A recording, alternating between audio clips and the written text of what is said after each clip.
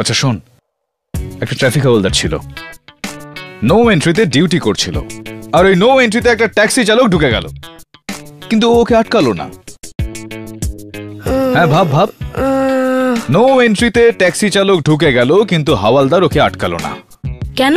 একটা কাজ কর, বাইরে যা, খোলা হাওয়ায় লাউয়ের বীজ খা, আর ভাব, উত্তর পেলে তবেই ফিরে আসবি। হ্যাঁ,